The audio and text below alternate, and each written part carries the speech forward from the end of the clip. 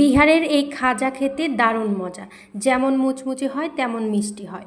ভিডিওটা শুরু করার আগে কিছু কথা বলে নেই। আপনি যদি আমার চ্যানেলে নতুন দর্শক হয়ে থাকেন তাহলে আমার চ্যানেলটাকে সাবস্ক্রাইব করে দিবেন এবং পাশে থাকা বেল আইকনে চাপ দিয়ে দিবেন, যাতে করে নতুন নতুন ভিডিও আপলোড করার সাথে সাথে আপনি নোটিফিকেশন পেয়ে যান এবং ভিডিও দেখতে পারেন সকলের আগে।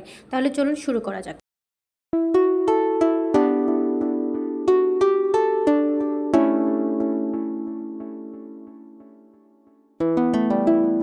তো হ্যালো এভরিওয়ান, আসসালামু আলাইকুম। সকলে কেমন আছেন? আশা করি সকলে ভালো আছেন। আলহামদুলিল্লাহ আমি অনেক ভালো আছি। এই খাজা বানানোর জন্য আমি এখানে ব্যবহার করেছি 1.5 কাপ ময়দা। আপনারা চাইলে এখানে আটাও ব্যবহার করতে পারেন। তো আমি সামান্য একটু লবণ দিয়ে মিশিয়ে নিয়ে পানি দিয়ে একটা ডো বানিয়ে নেব। এখানে কিন্তু কোনোভাবেই তেল ব্যবহার করা যাবে না। ডো করার সময় যদি তেল ব্যবহার করেন, পরে যখন খাজাটা বানাবেন তখন ভিতরে বেশি তেল চিপচিপে থেকে যাবে।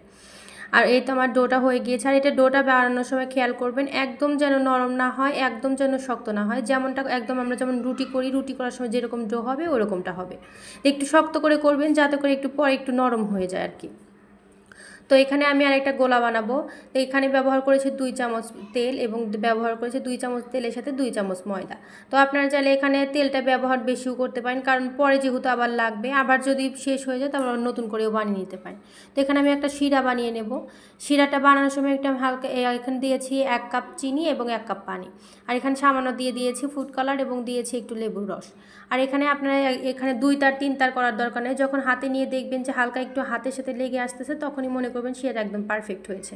তো এখন আমি ডোটার থেকে এখন সুন্দর করে লেচি কেটে নেব। লেচি কেটে নিয়ে আমি আগে করে নেব ছোট ছোট করে, আগে মানে একসাথে আগে রুটি করে নিতে হবে কয়েকটা। তো এর জন্য আমি এখানে কোনো মাপের প্রয়োজন নাই। রুটি দরকার হলে ছোট বড় হতেই পারে, স্বাভাবিক। এটা যখন আপনি বানাবেন তখন এটা শেপ দিয়ে নিলেই হয়ে যাবে, একটু ছোট বড় হলে কোনো সমস্যা নেই। তো আমি লেচি কেটে নিয়ে ছোটো ছোটো করে আগে রুটি বানিয়ে নেব। রুটিটা ছোট বড় হোক আর বাঁকা হোক সমস্যা নাই, কিন্তু খেয়াল রাখবেন রুটিটা যেন একদম পাতলা হয় আর কি। আর এখানে রুটি বেলার সময় আপনারা ময়দা ব্যবহার করতে পারেন, আবার চাইলে যদি মনে করেন যে তেল ব্যবহার করব তাতেও সমস্যা নেই। তো দেখেন এই যে রুটি বাঁকা হোক সমস্যা নেই, কিন্তু খেয়াল রাখবেন যে রুটিটা একদম যেন পাতলা হয়। দেখেন আমি দেখাই দিচ্ছি যে এরকমটা যেন পাতলা হয়। আর এই দেখেন একদম কাগজের মতো পাতলা হবে। রুটি যেমন বানাবো সেরকম কিন্তু হবে না, তার চেয়ে তো অনেক বেশি পাতলা হবে। তো একের পর আগে আমি রুটিগুলো আগে বানিয়ে রেখে দেবো। আর রুটি বানানোর পর যখন একসাথে রাখবেন তখন অবশ্যই এখানে একটু করে ময়দা দিয়ে নেবেন, নাহলে দেখা যাবে পরে রুটি আটকে যাবে। তো আমার রুটিগুলো বানানো হয়ে গিয়েছে। এখন আমি সবগুলো রুটিকে একসাথে লাগিয়ে নেব। এর জন্য আগে থেকে যে আমি তেল দিয়ে যে একটা ব্যাটার বানিয়ে নিয়েছিলাম, সেই ব্যাটার অল্প অল্প করে লাগিয়ে দিয়ে পুরো রুটিতে এমনভাবে লাগাবেন যাতে কোথাও যেন এমনি মানে সামান্য একটু ফাঁকা না থাকে। ফাঁকা থাকলে দেখা যাবে যে যখন জিনিসটা বানাবেন, খাজাটা যখন বানাবেন, তখন দেখবেন যে জায়গায় জায়গায় লেয়ারগুলো স্পষ্ট বোঝা যাবে না। তো এইভাবে করে আমি সবগুলো রুটি লাগিয়ে নেব। আর খেয়াল রাখবেন যাতে আশেপাশে যদি একটু ছোট বড় হয় এটা তো কোনো সমস্যা নাই, কিন্তু খেয়াল রাখবেন যেন তেলটা সুন্দর করে লাগে আর কি। তেলটা লাগানোর পরে একটু করে ময়দা ছিটিয়ে দিবেন যাতে করে লেয়ারগুলো তাড়াতাড়ি ছাড়ে আর কি। তো দেখেন আমার রুটিগুলো সুন্দর করে লাগানো হয়ে গিয়েছে। এখন এটাকে আমি সুন্দর করে একটু সামান্য বেলে নেব। তো বেলে নেওয়ার সময় খেয়াল করবেন এখানে কিন্তু রুটি কিন্তু 4টা 5টা দিবেন না, 6টা 7টা 8টা এর বেশি দিবেন, কিন্তু 5টার কম দিবেন না আর কি। তো এই রুটিটা আমি আগে বেলে নিব। যত বড় করে বেলতে পারেন সমস্যা নাই, বড় করে বেলে নিয়ে আমি এখন এটাকে দেখেন এই যে একদম রুটি যেমন হবে সেরকম পাতলা করে বেলে নেব আর কি। তারপরে আমার আগে থেকে যে তেলের ব্যাটার একটু বেঁচে ছিল সেটা আমি দিয়ে নিয়েছি। দিয়ে নিয়ে সুন্দর করে মেখে নিয়ে এখানে আর ময়দা ব্যবহার করার দরকার নেই। তো এরপরে আমি এগুলোকে সুন্দর করে রোল করে নেব। সুন্দর করে রোল করে নিয়ে এটাকে আমি আগে কেটে নেব। এই দেখেন রোলটা করার পরে আমি এখানে আবার একটু হাত দিয়ে লম্বা করে নেব।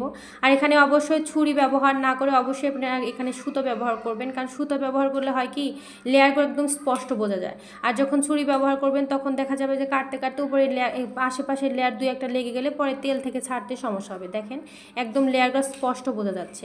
তো অবশ্যই এখানে খেয়াল করে চেষ্টা করবেন সুতো দিয়ে কাটার, একটু সময় নিয়ে কাটবেন, তারপরে সুতো দিয়ে কাটবেন। তো যখন আমার এগুলো কাটা হয়ে যাবে তখন দেখেন যে পেছনের এক অংশ লাগিয়ে দিতে হবে, এক অংশ কিন্তু ফাঁকা থাকবে। পেছনের অংশটাকে চাপ দিয়ে ধরে নিয়ে পেছনের অংশ লাগিয়ে দিতে হবে শুধু। এরকম করে সবগুলো আমি লাগিয়ে নেব। তো লাগিয়ে নেওয়ার পরে এটাকে সুন্দর করে হালকা হালকা চাপ দিয়ে, অনেক বেশি চাপ দেওয়া যাবে না, হালকা একটু চাপ দিয়ে একটু করে ছোটো করে রুটি করে নেবেন।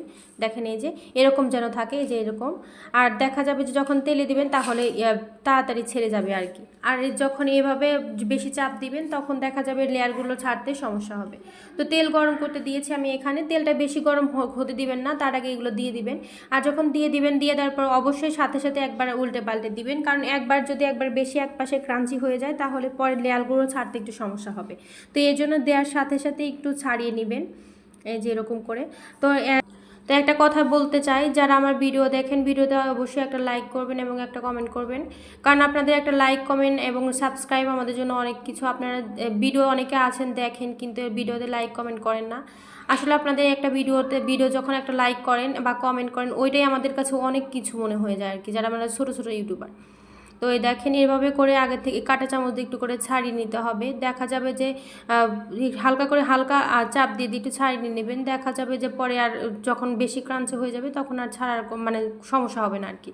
তো এইভাবে করে আমি সবগুলো ভেজে নেব। আমি শুধু এই একবারই ভেজে দেখিয়েছি, আর সবগুলো ভাজা আমি দেখাইনি।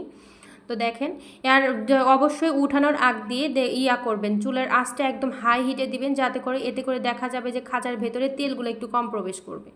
তো এরপরে আমি এইগুলো আমি ডাইরেক্ট শিরার মধ্যে দেইনি, শিরা হালকা করে উপর থেকে দিয়ে দিয়েছি, এতেই দেখা যায় যে ভেতরে চলে গিয়েছিল।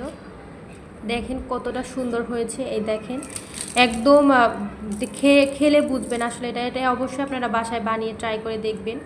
আর এটা বাচ্চারা ভীষণ পছন্দ করবে, আর বড়রাও খেতে ভীষণ পছন্দ করবে। আমার ভিডিওটা যদি আপনাদের ভালো লেগে থাকে তাহলে একটা লাইক করবেন এবং কমেন্ট করে আপনাদের মূল্যবান মতামত জানাবেন। আমার চ্যানেলটাকে সাবস্ক্রাইব করে আমার পাশেই থাকবেন। আর আজকের মতো বিদায় নিচ্ছি, দেখা হবে রান্নার অন্য একটা নতুন ভিডিও নিয়ে। সকলে ভালো থাকবেন, সুস্থ থাকবেন। আসসালামু আলাইকুম।